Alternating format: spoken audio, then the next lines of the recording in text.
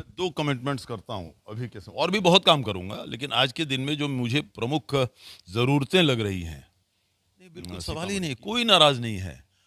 देखिए, अगर नाराज़गी रहती, तो जिस तरह की रिस्पॉन्स मुझे पूरे क्षेत्र में मिल रही हो, आप देख रहे हैं हर एक समाज का, वैश्य समाज के भी लोग आ रहे हैं, और वो लोग तो कहते हैं कि हमारे पास तो प्राइम मिनिस्टर हैं, एमपी क्या चीज़ होता है? हमारे समाज के तो प्राइम मिनिस्टर दिल्ली में बैठे हुए हैं। ये इतिहास में पहली बार हुआ है। नमस्कार, आप देखना शुरू कर चुके हैं सीतामढ़ी की आवाज़। मैं हूं आपके साथ आर.एस. कुमार। हमारे साथ फ्रेम में वो शख्स हैं जो बिहार विधान परिषद के सभापति हैं, साथ ही एनडीए के सीतामढ़ी लोकसभा से प्रत्याशी है। स्वागत है सर। बहुत बहुत धन्यवाद, आपका भी स्वागत है। सर, सबसे पहला सवाल हमारा ये होगा कि लगातार आप क्षेत्र में घूम रहे हैं, पूरे लगभग सीतामढ़ी लोकसभा का आपने भ्रमण कर लिया है, लोगों का क्या फीडबैक है सर? ये बहुत अच्छा फीडबैक है। पूरे लोकसभा में, पूरे जिला में भी और पूरे हमारे लोकसभा में भी हमारी जो ये देखा है हमने, जो फीडबैक देखा है आम जनता का, लगभग 90% 95% लोग आदरणीय नीतीश कुमार मुख्यमंत्री के नाम से और आदरणीय नरेंद्र मोदी जी के नाम से, हर आदमी बहुत ज़्यादा खुश है कि नहीं, काम तो इन्होंने अच्छा किया है। अब देखिए, नरेंद्र मोदी जी के जो योजनाएं हैं, गरीब उन्मुख योजना, उससे दिखता है कि वो आदमी एक गरीब परिवार में पैदा होके गरीब के दर्द को समझ रहा है, और इसीलिए कोरोना काल में जो उन्होंने पूरे दुनिया में सबसे पहले हिंदुस्तान में वैक्सीन बनवाने का काम किया, और उस वैक्सीन को पूरे देश में हर एक को लगाया गया, उसमें कोई देखा तो नहीं गया कि इसको लगाओ, इसको मत लगाओ, इसको लगाओ, उसको मत लगाओ, पिक एंड चूज तो नहीं किया गया। करोड़ों लोगों की जान बची, और उसके बाद लोग निकल नहीं पा रहे थे घर से, तो घर में अनाज पहुंचाने का काम किया। तो ये कौन करता है? जो जानता है कि गरीब का दर्द क्या है, वही करता है। इसलिए वो जो रिस्पॉन्स है पूरे ज़िले में, आदरणीय नरेंद्र मोदी जी के नाम से, आदरणीय नीतीश कुमार के नाम से, अभूतपूर्व है। हमने अपने 70 साल की ज़िंदगी में आम इन बड़े नेताओं के प्रति इस तरह से एक सेंटिमेंटल, भावनात्मक लगाव हमने आज तक नहीं देखा है। 22 साल तक आप विधान परिषद में रहे, लगातार लोगों का सेवा करते रहे। सर, ये जानना जरूरी है कि सीतामढ़ी के लिए आपने स्पेशली तो सीतामढ़ी, मुजफ्फरपुर, शिवहर और वैशाली, ये चारों जिले मेरे क्षेत्र हैं। 5 लोकसभाएं हैं, 28 विधानसभा है, ये चारों जिला मेरा क्षेत्र है। इसलिए इस चारों जिला में प्रमुखता निश्चित रूप से, क्योंकि इसलिए कि मैं स्नातक निर्वाचन क्षेत्र से हूँ, तो यूनिवर्सिटी में जो कमियाँ रहीं, विद्यालयों में जो कमियां रहीं, शिक्षकों के हित की बात रही, विश्वविद्यालय में जो कमियां रहीं, इन बात को विधान परिषद में हमेशा उजागर कर रहे हैं, हमने काम किया और बहुत सारा सुधार भी लाया है। अब परीक्षाएं समय पर हो रही हैं, रिजल्ट समय पर दिए जा रहे हैं, बच्चे समय पर रिजल्ट मिल जाती है तो इंटरव्यू और परीक्षा दे सकते हैं, जो भी उनको आगे अपने एम्प्लॉयमेंट के लिए चाहिए। तो उसमें हमने बहुत काम कर पाया, मैं उससे संतुष्ट हूँ। लेकिन उसके अलावे भी बाहर भी हमने बहुत काम किया, बहुत, एक जनप्रतिनिधि होने के नाम से तो हमने काफ़ी काम किया बाहर में भी। अब जानिए, अभी अभी माननीय मुख्यमंत्री ने हम ही लोगों के मांग पर यहाँ 72 करोड़ रुपए सीतामढ़ी माँ सीता के मंदिर के लिए दिया, उसके उन्नयन के लिए। वो काम ऑलरेडी शुरू हो गया है, टेंडर निकल चुका। एक कमेटी पहली बार बन गई है, रिटायर्ड हाईकोर्ट जजेस की कमेटी है, जो पूरे सीता परिसर, जो पूरा सीता सर्किट है, उसके उन्नयन की बात करेगी और पूरा उस पर मीटिंग करके जो सुझाव देगी, वो भी काम हम लोगों ने किया। यहाँ रातों नदी है आपको भिट्ठा मोड़ बॉर्डर पर, वहाँ हमेशा हर साल उधर नेपाल से पानी आके पूरे उस इलाके के खेती और किसानों के खेत को पूरे बर्बाद कर देती थी, कोई किसान ही नहीं कर सक रहा था। उसको हमने सरकार में उठाकर वहाँ पर रातों का बांध बंधवाया, वहाँ के किसान खुशहाल हैं। हमने बहुत सारे यहाँ पर इस तरह के काम किए हैं। अब जानिए कि हमारे गांव में इतना ज़्यादा बाढ़ आता था, आदरणीय नीतीश कुमार के आने के बाद तुरंत हम लोगों ने उस बांध को बंधवाया, वो कटौझा पुल बना। ये जो एनएच आप देख रहे हैं, ये सोनबरसा तक ही एनएच था, इसको हम लोगों ने बढ़वा के बॉर्डर तक ले जाने का काम किया। गडकरी जी से जाके हम लोगों ने मिल के काम किया। आप देखेंगे इस किताब में दुनिया भर के, आपने तो देखी होगी मेरी किताब, और दुनिया भर के हम लोगों ने काम यहाँ पर इस ज़िले के लिए किया है। आप जानिए कि व्यक्तिगत काम तो दुनिया भर के हैं, व्यक्तिगत काम तो मैं बताऊंगा नहीं, क्योंकि व्यक्तिगत की बताना भी नहीं चाहिए। लेकिन हम लोगों ने जो एक एक जनप्रतिनिधि लोग उम्मीद करता है, हाल ही की एक घटना है, मैं विधान परिषद के सभापति ऑफिस में बैठा हुआ था और विदेश से कॉल आया एक बेचारे गरीब मजदूर का, बहुत छटपटाता हुआ कि सर हम लोग जॉर्डन में फंसे हुए हैं, हम लोग सीतामढ़ी बथनाहा सोनबरसा के लोग हैं, हम लोग जॉर्डन में फंसे हुए हैं, हमको जो आदमी जिस जिस कंपनी में हम लोग काम कर रहे थे वो कंपनी कंगाल हो गई है, हम लोग को छोड़ के चला गया है।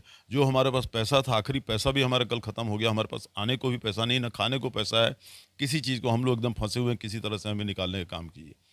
मैं तुरंत उसी समय वहाँ से मैं माननीय मुख्यमंत्री के आवास पर गया और मैंने उनसे बात बताई। तुरंत 1 मिनट भी नहीं लगा, उन्होंने तुरंत अपने प्रधान सचिव को कहा कि आप दिल्ली विदेश मंत्रालय में बात कीजिए, देखिए देवेश जी क्या समस्या दे रहे हैं। वो विदेश मंत्रालय में बात हुई, अगले दिन आदेश हो गया भारत सरकार का कि उन लोग को उठा के लाया जाए दिल्ली और वहाँ से यहाँ ले जाए। 3 दिन के अंदर वो आके यहाँ पर वापस सुख रूपेन यहाँ आके सबको बेचारे यहाँ आके हमको धन्यवाद दे रहे थे। तो इस तरह के दर्जनों काम है, बहुत सारे काम हैं। रेलवे के लिए जब शशि प्रभु थे, सुरेश प्रभु थे मंत्री, हम उनके पास चले गए। बिजली की कमी कभी होती, बारिश की कमी हुई, तुरंत हमने पानी के लिए यहाँ मीटिंग करवाई पूरे जिले के किसानों को डीजल अनुदान वगैरह वगैरह सारे का। तो हम लोग एक एक्टिव सक्रिय जो जनप्रतिनिधि होता है, जो समस्याओं के प्रति जागरूक हो, तुरंत रिस्पॉन्स ले, हम लोगों ने उस तरह का काम किया है। और हम समझते हैं कि हम तो, हमारे लोग भी संतुष्ट हैं। मेरे खिलाफ आप जाइए पूरे चारों जिला में, आपको कहीं कोई हमारे खिलाफ किसी भी तरह की ये नहीं शिकायत नहीं मिलेगी। अच्छा, जब आप सभापति बने थे उस समय लोगों में एक काफ़ी उत्साह था कि सभापति बने हैं, विकास कार्य होगा। अब आप सांसद की तैयारी है, संसद में जाएंगे तो ये क्षेत्र और बड़ा बन जाएगा, तो लोगों की उम्मीदें आपसे और बढ़ जाएगी। अगले 5 साल में सर, जब आप जीतेंगे तो अगले 5 साल में सीतामढ़ी के लिए ऐसा क्या करेंगे, और उसमें कोई ऐसा कमिटमेंट बता दीजिए कि जो अगले 5 साल में आप इन चीज़ों को करेंगे सीतामढ़ी के लिए। मैं 2 कमिटमेंट्स करता हूँ अभी के समय, और भी बहुत काम करूँगा, लेकिन आज के दिन में जो मुझे प्रमुख ज़रूरतें लग रही हैं सीतामढ़ी की, वो एक तो है कि रेल की कनेक्टिविटी मैं चाहता हूँ कि उसको अच्छी तरह से रेल से कनेक्टिविटी कर दूँ।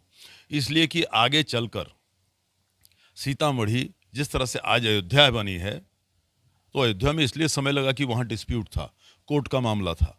सीतामढ़ी वो सब कुछ नहीं है, इस अनडिस्प्यूटेड फैक्ट है कि उनका जन्मस्थली यहाँ है, कोई भी वहाँ पर लैंड प्रॉब्लम नहीं है, जैसे कोई किसी तरह की डिस्प्यूट नहीं है। तो हम चाहते हैं कि जिस तरह से अयोध्या आज पूरे दुनिया के मानचित्र पर आ गया है, उसी तरह से सीतामढ़ी को भी हम माँ सीता की प्रकट स्थली को, और जो भावनात्मक संबंध आदरणीय माँ सीता का अयोध्या से और भगवान राम से है, तो हम चाहेंगे कि उसी तर्ज पर, उसी पैमाने पर माँ सीता की प्रकट स्थली सीतामढ़ी का भी विकास हो। पूरा ध्यान आकृष्ट करेंगे भारत सरकार का। मुझे विश्वास है कि आदरणीय नरेंद्र मोदी रहते हुए ये काम में मुझे सफलता जरूर मिलेगी, नंबर 1। दूसरी बात, एक इमरजेंट प्रॉब्लम हमारा और है कि हमको यहाँ रेल कनेक्टिविटी बहुत बढ़ाना है।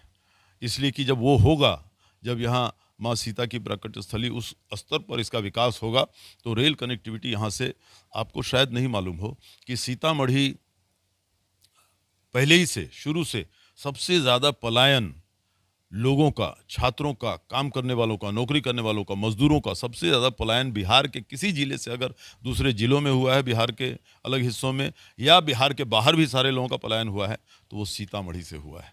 इसको रोकना है। इसलिए यहाँ पर माँ सीता के प्रकट स्थली का विकास हो, अर्थव्यवस्था सुधरेगी, रोजगार मिलेगा, स्वरोजगार मिलेगा, निश्चित रूप से वो कराने काम करेंगे। और हमारा रीगा चीनी मिल एकमात्र चीनी मिल हमारे यहाँ का है, जिसमें लाखों परिवार बहुत बदहाली में रह रहे हैं, उसको शुरू कराना, वो मेरे लिए सबसे इम्पोर्टेंट अभी तुरंत इमीडिएटली में वही है।